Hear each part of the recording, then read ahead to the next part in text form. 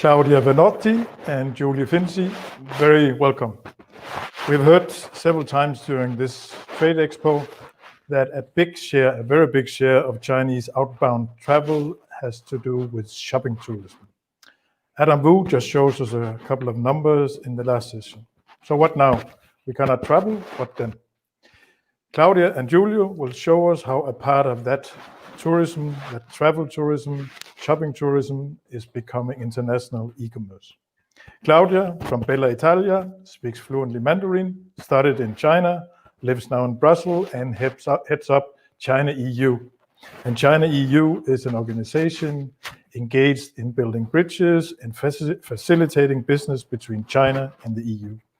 Giulio is one of the key experts in Italy on the Chinese digital market, and he supports companies in approaching the biggest and most advanced market in the world.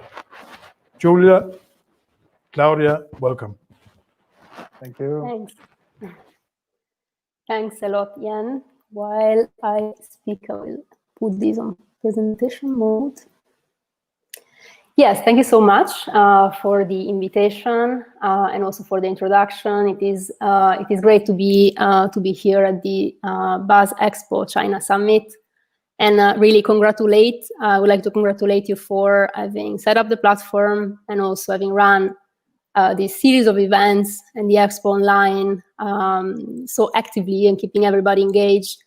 It's not an easy task for sure, given that in these months we have been seeing a lot of online activities growing exponentially. So indeed, you already introduced me, so I will not spend further time here. Just in case somebody wants to reach out after the presentation, you can do so on BUZZ.travel or otherwise reach out on LinkedIn. So I just here a brief recap, because over the past 4 days of Expo, we have heard this many, many times. So we used to be seeing China as, of course, the top tourism market for outbound. The numbers were impressive, 155 million last year, of which 10 million to Europe. And yes, Jan, as you mentioned in the introduction, the Chinese travelers were also known to be the biggest spenders among all international travelers. And 13% of these, again, came to here, to the European region. It is impressive to note the importance of for luxury goods, in the Chinese market, because 1/3 of the overall luxury sales were made by Chinese consumers, and the vast majority of these purchases were made while Chinese travel abroad. The trend is supposed to get even more in that direction. So Bain & Company, for instance, predicts that it will be half of these sales to be done by the Chinese by 2025. So this used to be the before, and now we have something happened, of course, and international travel, as we know, took a hard hit. So UNWTO went from recognizing tourism as one of the most resilient economic sectors to, with the pandemic, of course, acknowledging the fact that it has been one of the most hardly impacted sectors. So when the key question, the multi-dollar question here is when Chinese will travel again outside of China. Well, it's very difficult to have an answer to this question. I've seen also there has been different interpretations, visions by experts over the talks in these days. But we can be optimistic if we look at what is happening in China. So during the National Day holiday, we have all seen numbers really increasing a lot. I mean, 45% of the population in China traveled, so over 600 million.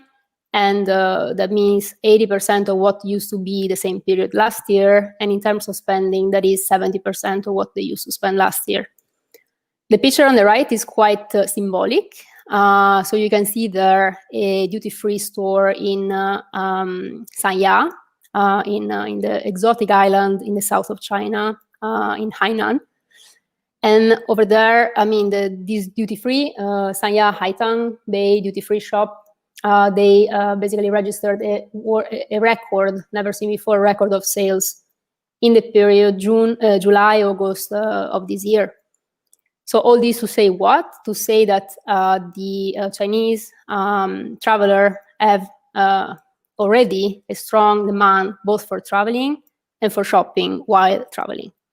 So we could assume optimistically that once the quarantine policies are terminated and once, of course, the vaccine will be available for everybody, so that the epidemic is under control, China will return to take the spot of the top outbound tourism market. The only problem is we don't know when that will happen. So it could be spring next year, could be the end of next year. We don't know when. So what to do in the meantime? What should all the value chain of tourism, so the hotels, the destinations, the brands, do while waiting for this moment to come back? Of all possible strategies, I would like to highlight two keywords here. One being customer experience. And with these, by customer experience, we mean some unforgettable memory, a very special feeling, strong feeling that the user, the customer, brings home in his heart after having had an interaction with the trip, with the product, with the brand. And why is this so important? Because a happy customer is gonna be the best ambassador of your brand. And we heard also in the presentation before and in many others, this new word KOC, which stands for Key Opinion Customer, which is perhaps sometimes even more important than a lot of money spent on marketing. And the other keyword being digital tools, everything linked to digitalization. We already know that tourism is one of the sectors in the economy which is most digitalized. But we have also seen in the meantime that with COVID-19, people have been, in all sectors, not just in tourism, people have been more and more prone to use digital tools. So everything from social media to e-commerce, even things like VR, of course, digital payments, and so on. So this is something everybody needs to look at and leverage in a smart way. So by keeping in mind these two key concepts, I will provide in the next few slides some examples on what and lessons that we can maybe use as a learning for answering this question, which I wrote above. So one example is museums. So we have seen during the lockdown in China, here is the picture on the left, museums which were closed during lockdown have partnered up with digital platforms to make sure that they can be offering experiences inside the museums to the people who are at home. So in this case, we have the China National Museum partnering up with the Douyin, the Chinese version of the famous now TikTok, to do that. I mean, inviting professional guide tours to offer this kind of tours, but also, of course, both live and also registered, and also introducing, by the way, sometimes VR to enrich the experience. And it is worth noting and seeing how this concept has already entered here in Europe. So a little bit later on, we have seen British Museum partnering up with the travel arm of Alibaba, Fliggy, to do the same thing. So to enter in the homes of the Chinese back in China who cannot today travel to the British Museum.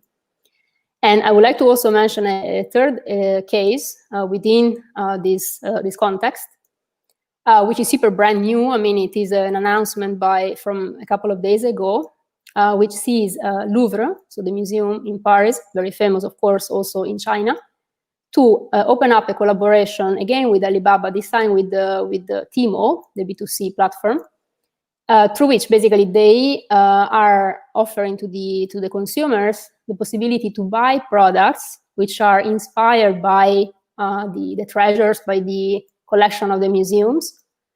So through a partnership with international brands or even Chinese brands. So for example, people can have access to, I don't know, lipsticks which are shaped after the winged Victory Samothrace, or perhaps bags, or other things which may be themed after the Mona Lisa or other famous paintings. Another example we cannot avoid mentioning, and of course, is all the world of live streaming commerce. This has helped a lot brands, shops which were closed because of lockdown, and the shop assistants have utilized these means, becoming thus virtual sales assistants to make up for the, of course, foregone visitors in the shops. And again, this is not something which was created by the emergency, but it's something which has been already there, simply accelerated by COVID. And here on the right, you can see some forecasts by the South China Morning Post research, which have actually identified live streaming commerce as one of the top 5 trends to watch in the China tech market this year. By the end of the year, they predict that there will be 600 million viewers of these live streamings, generating revenue up to $16 billion US.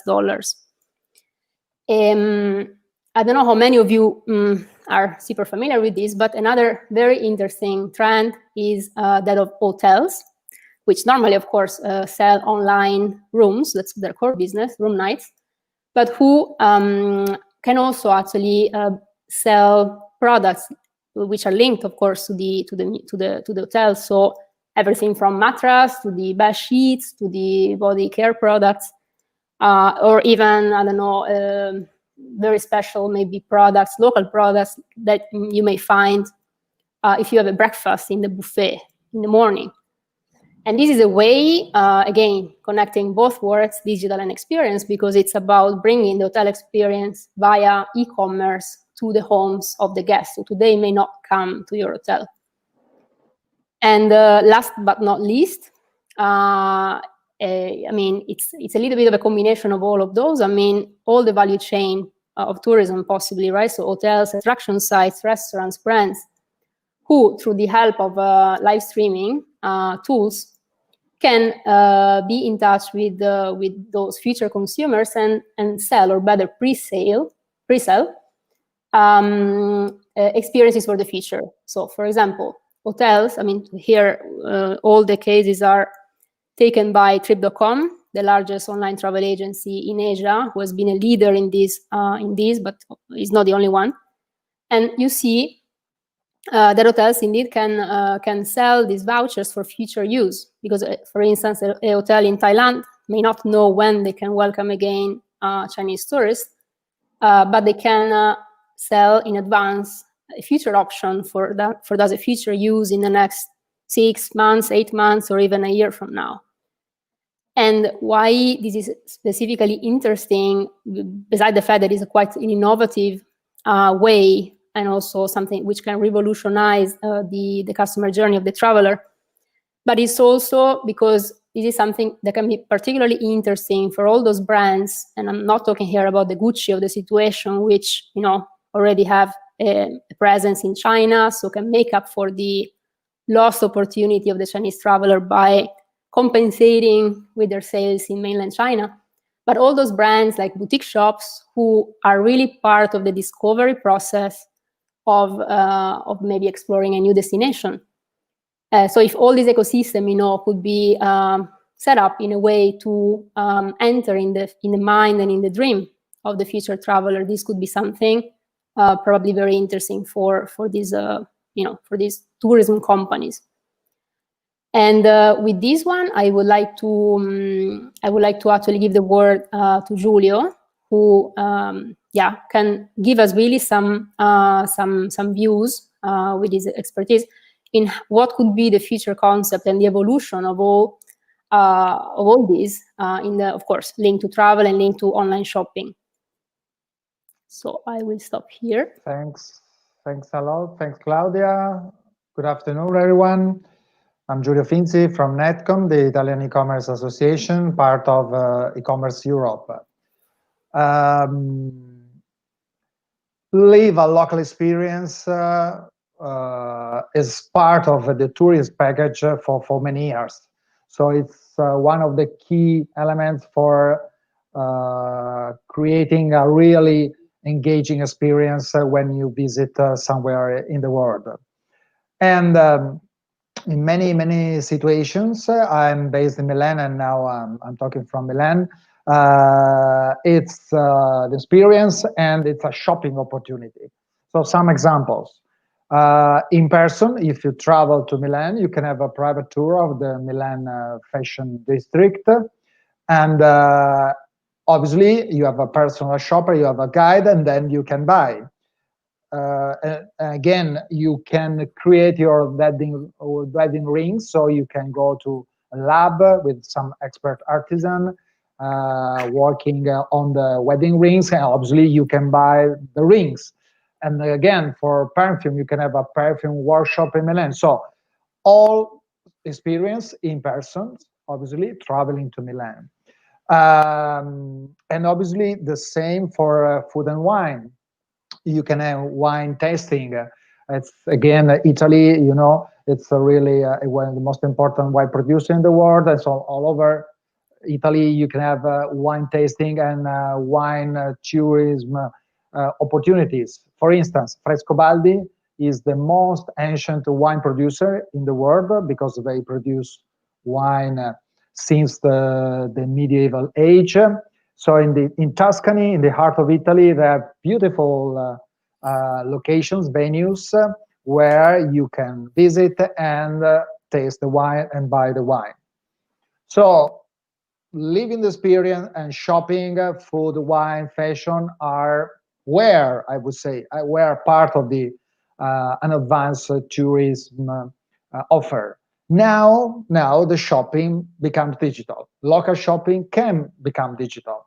And we saw many examples in China last year during the lockdown, including farm producers from the Chinese province selling online fruit and vegetables to the fashion brands. So shopping becoming digital.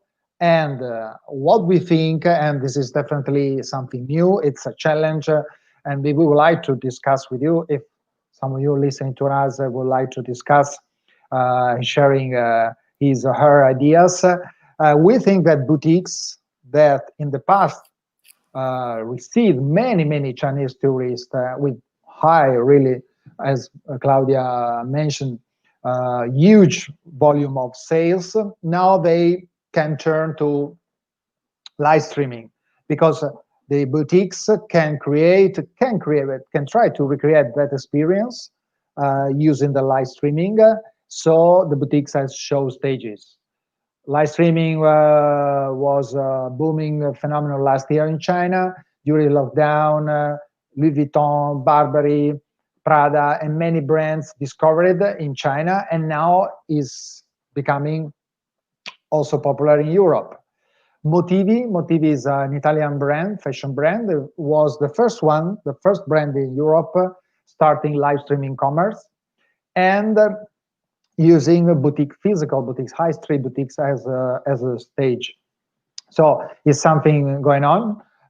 We are at the beginning. We are in the infancy in this phenomenon in Europe, but we think that could be really an interesting opportunity to recover some of the revenues of the in-person shopping made by Chinese tourists.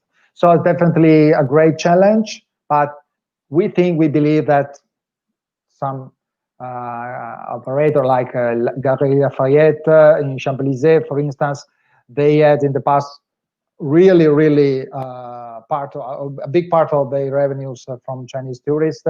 So more and more players in Europe are working on setting up online commerce, not simply with the shops, because obviously they have already online commerce with the e-commerce and the shop cross-border commerce, but trying to combining the experience that you have if you are in person with the e-commerce. So this is the new frontier.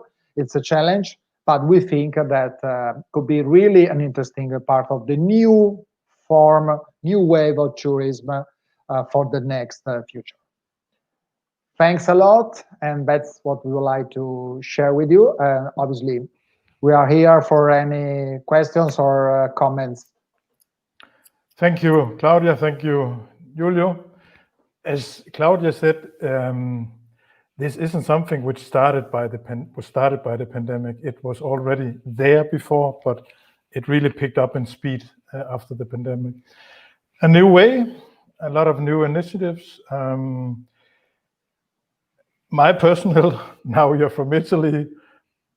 Italy is also to come there and go down SR2 from Florence to Siena, see the light, taste the red wine.